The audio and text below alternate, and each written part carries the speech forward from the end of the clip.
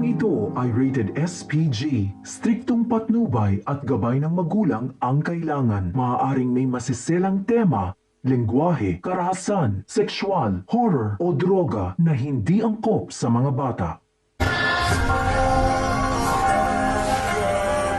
Magandang gabi mga kapamilya. Ito na naman po muli ang inyong lingkod upang maghatid sa inyo ng dapat po natin abangan mamaya dito sa FPJ's Batang Quiapo.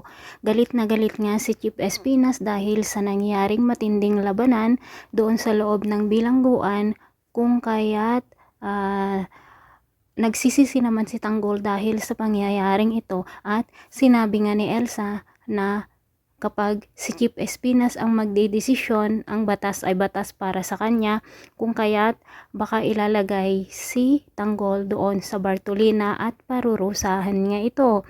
Sinabi naman ni Bubbles na huwag sisihin ni Tanggol ang kanyang sarili dahil nga ipinagtanggol lamang niya nito ang kanyang kasamahan, pati na rin ang kanyang sarili. Ngunit sinabi pa rin ni Bubbles na dapat sana ay umiwas na lang siya. Pero sinabi naman ni Tanggol na hindi niya kayang panoorin na pinapahirapan ang kanyang mga kasamahan, kung kaya't hindi niya naiwasang makipaglaban.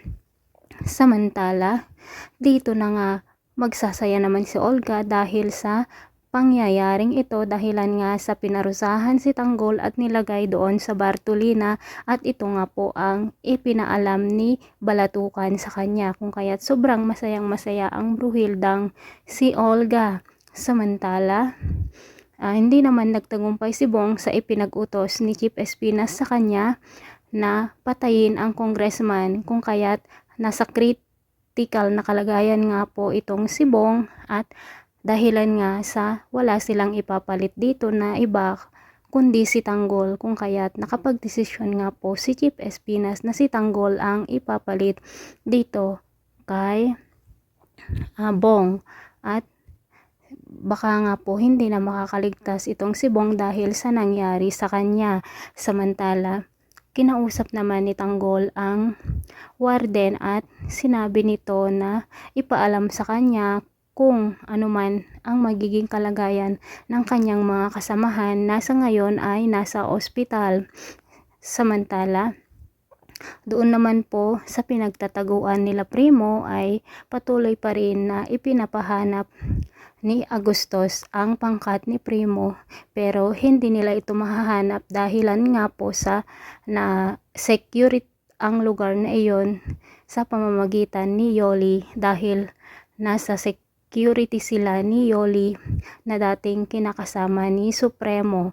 At samantala, ito naman pong si Marites at Alin Tinding ay hindi sila papayag na hindi mabibisita si Tanggol sa loob ng kulungan, kung kaya't gagawa sila ng paraan para sa ganun nga po ay makita nila itong si Tanggol. Dahilan nga po sa napabilib ni si Chief Espinas si Tanggol, kung kaya't ito na nga po ang ginawang kapalit ni Chief Espinas kay Bong, at palalabasin nga siya sa Bartolina paggabi upang sa ganun nga ay